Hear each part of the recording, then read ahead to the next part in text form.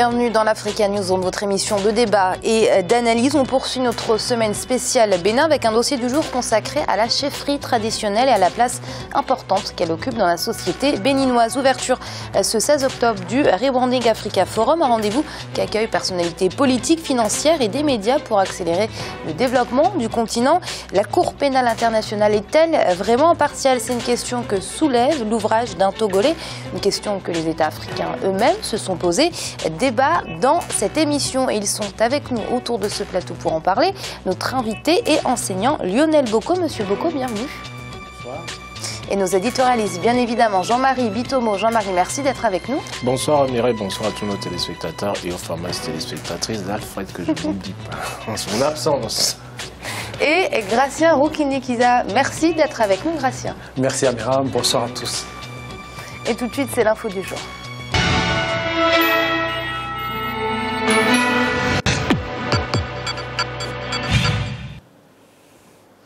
C'est un rendez-vous très attendu. Le Rebranding Africa Forum prend place ces 16, 17 et 18 octobre à Bruxelles, la capitale européenne. Des centaines de personnalités spécialisées dans la finance, les médias ou encore la politique prennent part à ce grand rendez-vous articulé cette année autour du thème de l'investissement et de l'entrepreneuriat sur le continent africain. Arwa Barkala. Investir en Afrique, entreprendre en Afrique. C'est le thème de la seconde édition du Rebranding Africa Forum.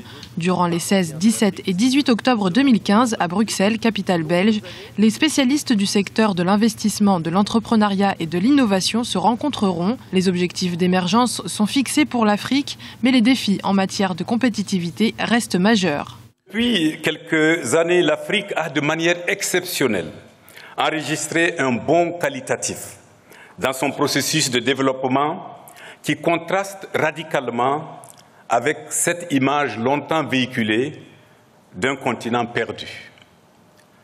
Il est vrai que les immenses potentialités du continent en ressources naturelles ont contribué à cette évolution positive. Mais il faut surtout chercher les raisons profondes de ce bond qualitatif dans l'enracinement progressif de la démocratie et donc de la stabilité politique, gage de tout développement. Les participants au forum auront l'occasion de débattre autour des secteurs clés de l'investissement en Afrique et de mesurer la place des innovations dans ces mêmes investissements. Enfin et surtout, il s'agira de cibler et d'échanger autour des enjeux et des opportunités pour l'entrepreneuriat. Des opportunités d'autant plus importantes que le continent aspire à plus de stabilité. La condition première pour faire l'intégration, c'est d'abord la paix. Je crois que ça a été dit par tout le monde. Nous sommes aujourd'hui à Bruxelles, qui est le cœur de l'Union européenne.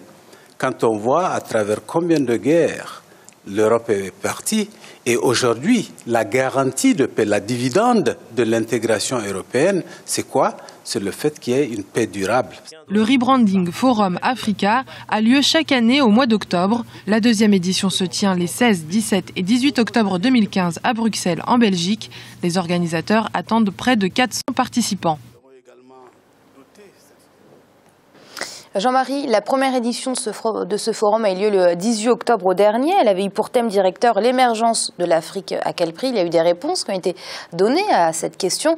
Parmi elles, un modèle économique structurant, un modèle qui sera permis justement par des investissements en masse en Afrique. Est-ce que le continent africain, on le présente aujourd'hui comme le lieu d'avenir, le lieu où il faut investir aujourd'hui? Est-ce que c'est vrai?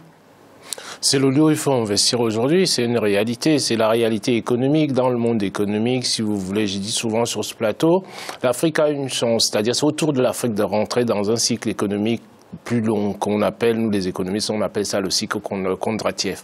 Tout ce qui part là, c'est-à-dire c'est pour 50 ans, c'est pour ça que je dis souvent ici là que quand les États africains parlent d'émergence, c'est une chose, l'émergence ça se prépare, une émergence ça se construit, elle ne se décrète pas en tant que telle. Est-ce que l'Afrique est préparée?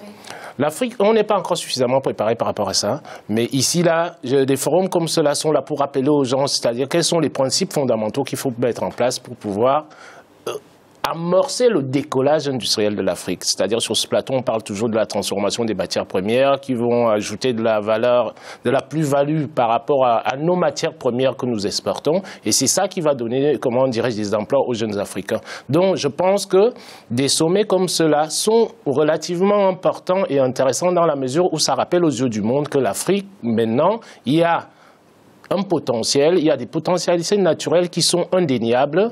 Là, je dis souvent sur ce plateau, vous avez l'Afrique est le seul continent sur lequel on peut vivre avec la moindre dépendance vis-à-vis des autres continents à l'extérieur, à condition qu'il y ait une préparation préalable qui soit effectuée par les dirigeants africains, préparer ces économies-là, si vous voulez, à faire face à la compétition internationale. Alors, Gracia, on l'a vu, hein, le thème de cette année est investir en Afrique. Est-ce que le climat des affaires sur le continent africain est favorable justement à ces investissements étrangers? Malheureusement, le climat n'est pas favorable. Dans beaucoup de pays, dans certains pays, il y a la guerre. D'autres, il y a des conflits internes. Mais on peut dire que ce n'est pas une guerre, mais la situation n'est pas propice aux affaires. Et dans d'autres pays, il y a beaucoup de corruption, des lois qui ne sont pas claires. Mais avant de demander déjà que les autres viennent investir en Afrique, moi j'aimerais bien que les Africains, qu'on sache bien où nous voulons aller. C'est-à-dire que ce développement que nous voulons. On peut concevoir ce développement en disant on aura l'émergence avec ces investissements, on va faire en sorte qu'on soit comme ça.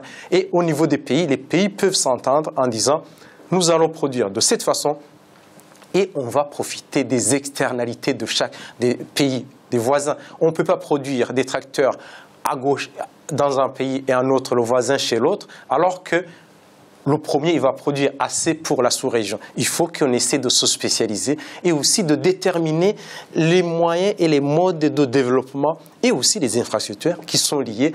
Si l'un produit, l'autre va consommer, éventuellement produire autre chose. C'est dans ce genre de forum qu'on détermine tout cela? Dans ce genre de forum, les États, en principe, n'ont pas assez de, je dirais pas assez de compétences. Les gens sont occupés à autre chose. C'est dans ce genre de forum, il y a beaucoup de têtes, des têtes pensantes qu'on doit déterminer, essayer de donner, disons, un cahier de charge aux États en disant voilà le développement que l'Afrique doit avoir. Et c'est de cette façon-là comment on peut s'orienter. Sinon, on a du mal à voir les États se mettre ensemble et s'organiser pour déterminer un cahier de charge commun. Monsieur Boko? Oui, sur ce thème, on peut rajouter qu'il serait important que les États africains apprennent à échanger davantage entre eux. Parce que nous échangeons beaucoup avec les autres continents, mais si on prenait la peine d'échanger beaucoup entre nous, nos problèmes de développement seraient, je crois, facilement réglés.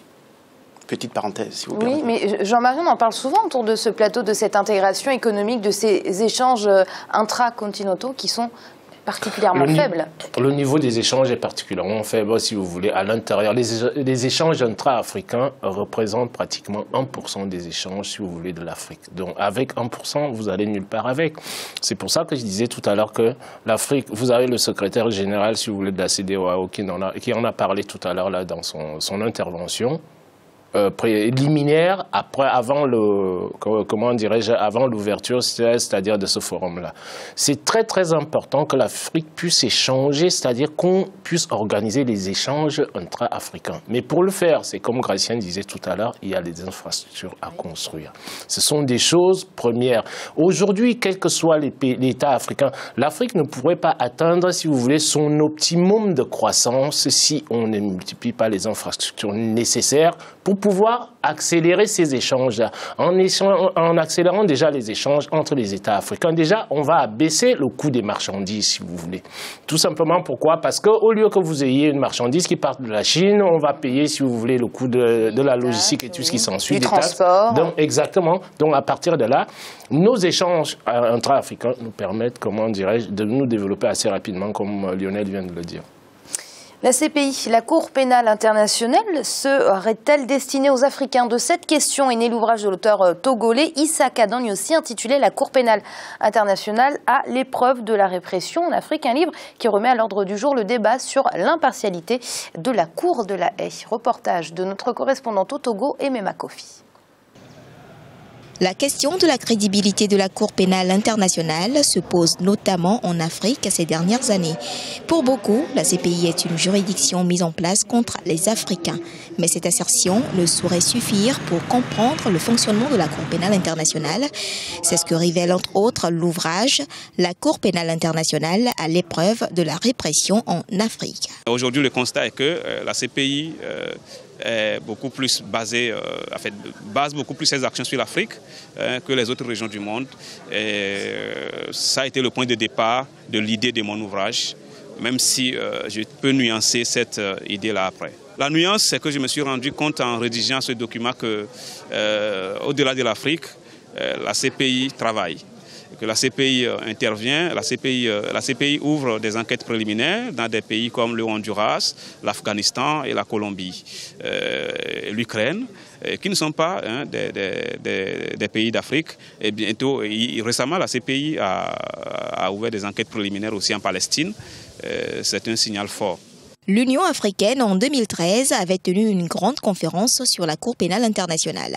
À cette conférence, il était décidé que les chefs d'État africains en exercice soient exempts de toute poursuite judiciaire venant de la CPI. Et c'est là qu'intervient également la question de l'impunité et la protection des dirigeants au détriment des victimes. Nous pensons que la CPI peut être un bon outil pour lutter contre l'impunité. Nous, dans notre collectif, nous avons eu à porter des plaintes contre l'État togolais dans bien des affaires qui malheureusement n'ont pas été instruites. Et nous avons porté les affaires devant la Cour de la CEDEAO qui malheureusement a pris une décision mais que l'État togolais n'a toujours pas appliquée.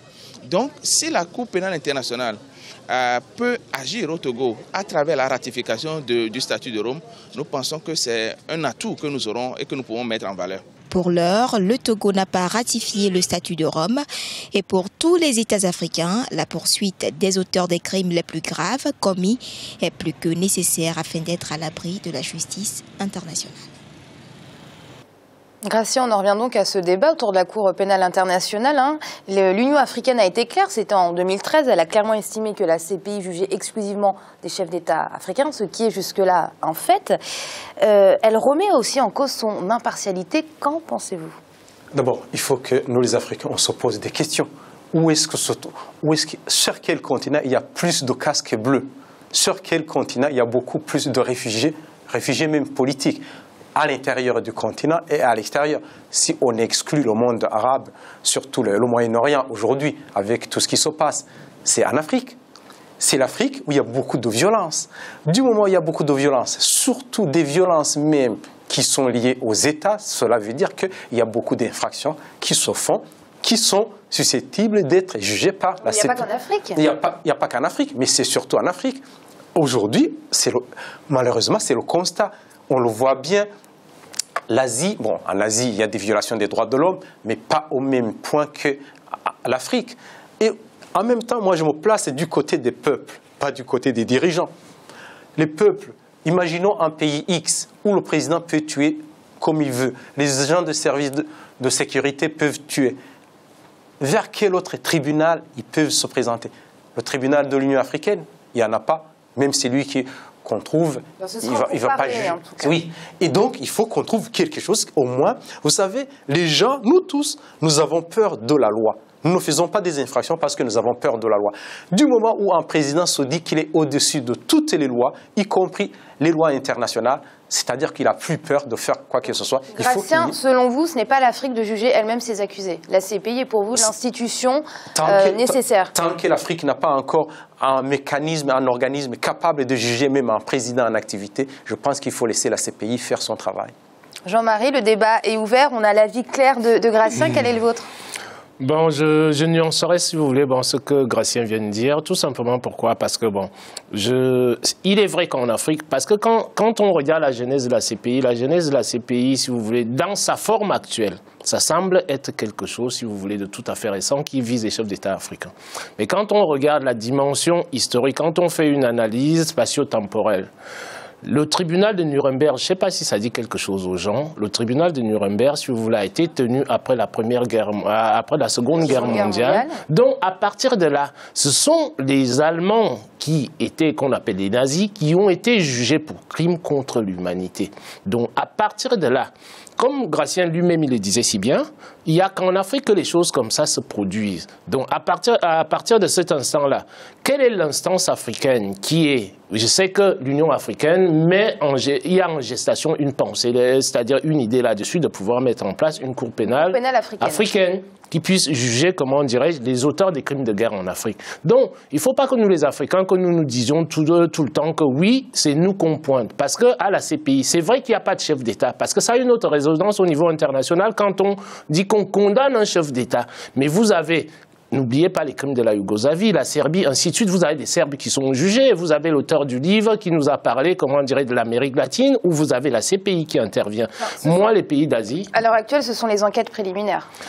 En Amérique du Sud, en Palestine, il n'y a encore personne sur le banc des accusés. Il n'y a encore personne sur le banc des accusés. À ce niveau-là, on peut se dire qu'il n'y a pas l'équité. L'équité internationale ne joue pas là-dessus.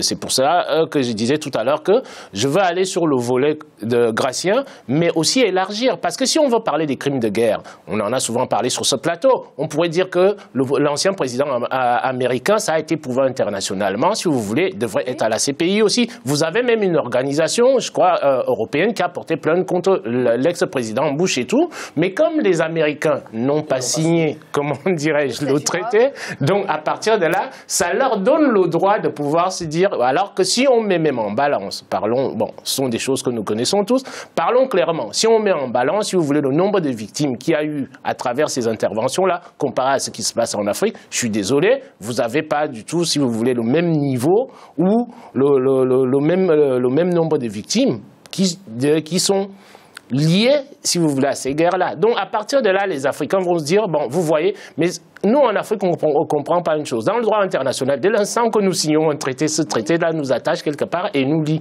sauf à nous désolidariser. Mais en 2013, quand les pays de l'Union africaine se sont réunis justement pour un sommet concernant justement la Cour pénale internationale, certains pays ont émis le souhait de se désengager de la Cour pénale internationale. Est-ce que c'est possible? Mais c'est possible, c'est-à-dire on peut dénoncer un traité international, c'est-à-dire un traité international n'est pas imposé de manière unilatérale, il faut la volonté des États, c'est-à-dire la volonté des États est une chose qui est relativement fondamentale là-dedans. Donc on ne peut pas lier un État, c'est-à-dire dès l'instant que l'État peut justifier que ses intérêts ne sont plus défendus, ils peuvent sortir, si vous voulez, de cette fameuse CPI. On l'a vu avec l'Afrique du Sud qui a refusé de délivrer Omar el-Béchir alors qu'elle était signataire du statut de Rome. Exactement, dont l'Afrique du Sud d'ailleurs menace aujourd'hui de partir de la CPI. Voilà. Et il contribue à pousser maintenant l'Union africaine à pouvoir mettre en place une institution qui puisse juger les chefs d'État africains. Monsieur Boko, peut-être un avis sur l'impartialité ou non de la Cour pénale internationale?